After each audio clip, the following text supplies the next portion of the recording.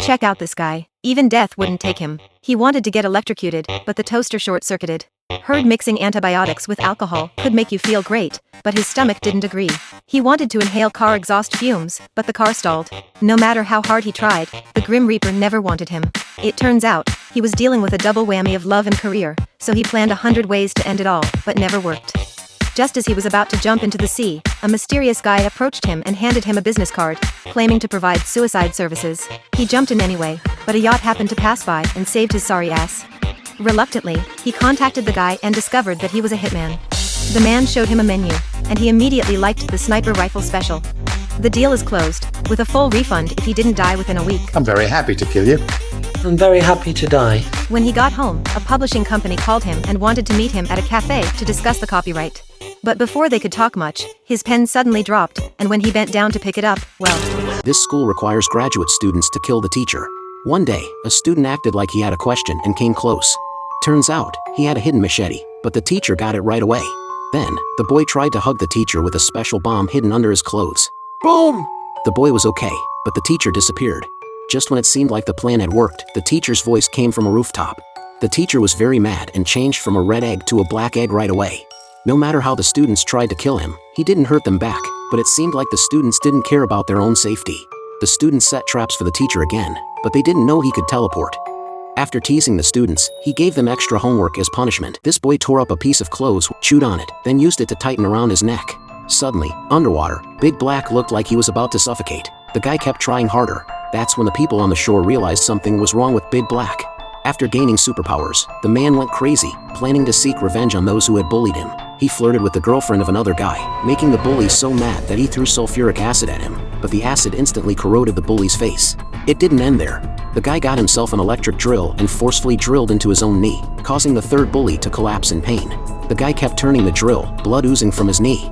The police officer urged him to stop while the guy kept talking, the drill turning profusely. This scene was incredibly intense. A man woke up to find himself transformed into a miniature person. He put on the toy's clothes Как там первый на Луне сказал? Для человечка. and left the laboratory. A chimpanzee suddenly dashed out and chased him. After managing to hide in a ventilation duct, the chimp suddenly activated the fan, blowing the man upward.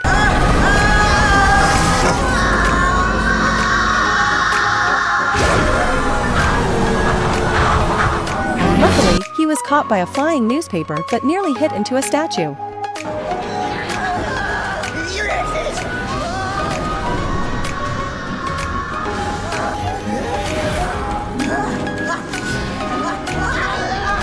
And then, Max crashed into the window of a mental institution.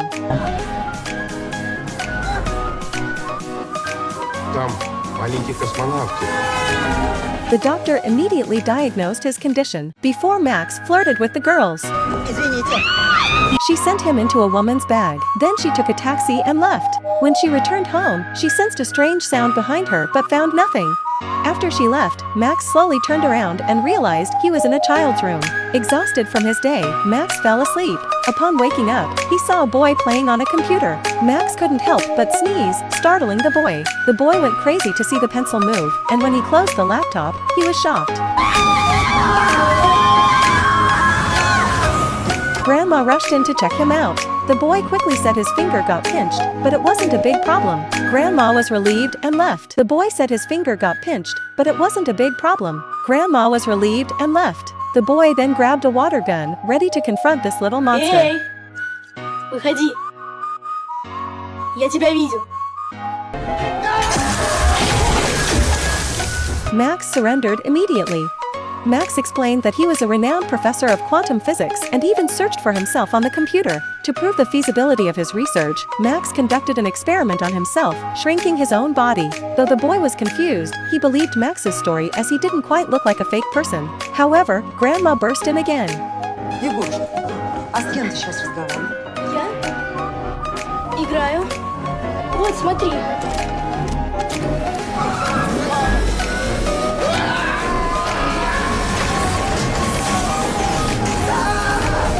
Круто.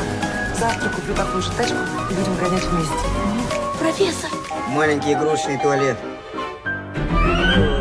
A tiger found itself trapped at sea for 3 days, having jumped into the sea to catch fish. The boy on the raft found it amusing, but when the tiger suddenly swam towards him, Pai's smile vanished. just like the fourth emoji on your phone. He climbed into the boat, pulling the raft aboard. The tiger was unable to return without the raft. Pi raised his axe, but couldn't bring himself to kill it after all. At night, Pi dropped a plank and got in. The tiger climbed back aboard. Pi moved all the supplies to the raft and stayed there to keep a safe distance from the hungry tiger. Then he used his fishing net, caught a fish and tossed it to the tiger. At night, the sea sparkled with glowing jellyfish, creating a magical scene. Suddenly, a whale leapt, overturning the raft and causing Pi to lose all provisions. Forced to return to the boat, Pi and the tiger faced a challenging situation. As the hungry tiger stared at Pi, a fish flew over, hitting him in the face, and more fish followed suit. A boy and a tiger have been adrift at sea for over 20 days. The tiger is starving enough to eat an elephant. Eventually, the boat reaches the shore of a deserted island. Pi finds some vegetable and starts eating, looking just like the first emoji on your phone. The island is covered with thousands of meerkats. At this point, the tiger is joyfully hunting the many cats on the island. Pi dives into a pond and swims freely. In the evening, he notices meerkats moving from the ground to the trees. The tiger also returns to the boat. During the night, Pi is surprised to find the pond glowing green with fluorescent light and fish bones floating in it. The pond, he learns, turns into acid at night, dissolving all creatures in it. He picks a flower and finds a human tooth inside. Realizing the island consumes people, he sees it looks just like a young girl lying from a distance. Pi decides to escape the island. The next day, he gathers sufficient food and water, then blows his whistle, calling out to the tiger. This is a smelly video. This boy has been into farting since he was a kid. This guy was already brewing a fart in the womb. Then, boom, his own fart propels him a mile away. From then on, Carter is a non-stop fart machine, driving his family nuts. They try to contain it by wrapping him up in bags, but seriously underestimated his power. The whole house shakes like crazy, and his dad turns into a mummy. The kid finds it amusing, and the dad resorts to using pipes to redirect the farts. But even that doesn't work, and the poor dad can't take it anymore, so he decides to divorce the mom. Carter joins kindergarten for the first time and brings gifts for everyone, but the kids just tease him as the fart king. However, this curly-haired kid doesn't judge him and starts playing with him. They become best buds. Turns out, he was born without a sense of smell and is a genius inventor. They grow up together, but Carter keeps getting bullied at school for farting.